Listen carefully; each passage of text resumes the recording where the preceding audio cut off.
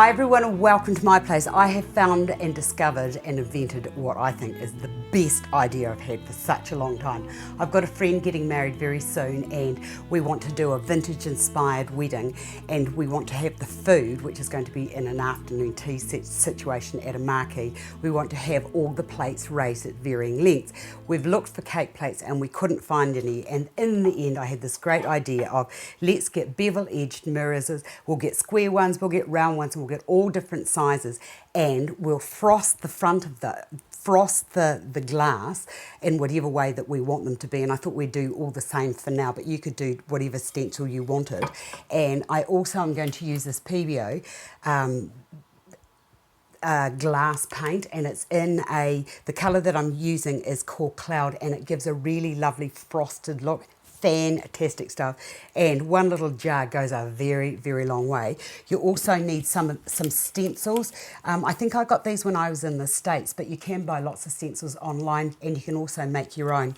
Now the other thing that you need is, if you don't have any stands like this, you could use vases, or I've got these little candlestick holders which I'll use as the feet should I need to. You also need a sea sponge, and what I've done is I've actually soak that in a little bit of water to make it nice and pliable. Right, to begin, give this a good shake, and then with your stencil put that down on top of the glass. And if you're not sure whether it's level or not, just make sure that you measure around so that it is in the middle. Okay, moving that over. Now you might also like to use a little bit of masking tape. Masking tape is sometimes my very best friend, because when I'm doing this I actually don't want it to move. So just put that down onto there, and then put that over to the other side like that, so that it is firmly wedged into position.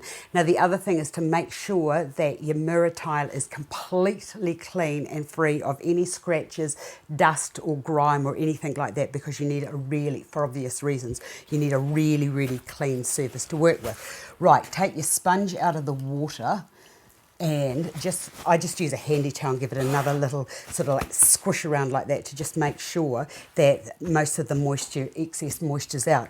Now give your paint, this is glass and tile paint too, by the way. That goes down, I should have told you that before I started, and then just put a little bit of that onto a surface like so. Right, getting this sponge, make sure that it's not too wet, because we don't want it to run through, the paint to be too thin that it runs through.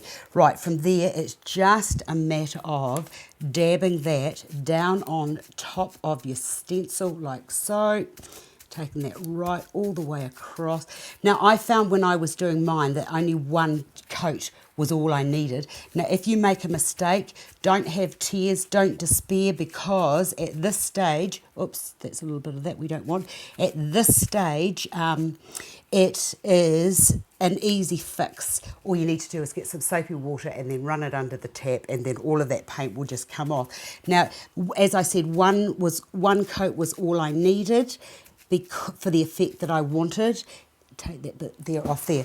Right, from there, the next thing is to take that off. I love how it just does that. Now, okay, I'll put that there and I'll come back to that.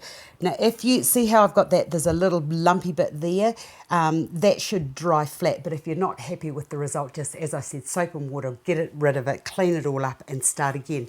Now, once you get to this stage and you're happy with your end result, you can put the oven on at 160, and this goes in for 40 minutes, and then that will be scratch proof, water resistant, and it will not come off. So a really lovely way of approaching some stenciling onto a cake stand or a plate or whatever. You can also do it in the bathroom, etc. It looks really nice too. If you've got a mirror that you want to put a little bit of vintage inspired stenciling around, it works perfectly.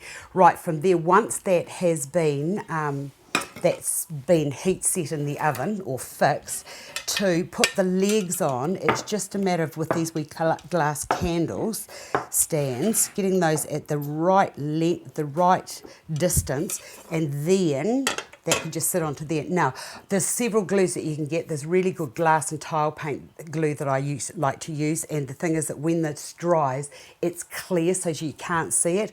Or if you want to use the tiles again, these little Velcro self-sticking bits of tape work absolutely fantastic, and all I would do with those is just put a dab there, there and there, turn it upside down, and then make sure that they match, and then just glue it underneath, and then that way you can reuse these if you didn't want it to be permanent.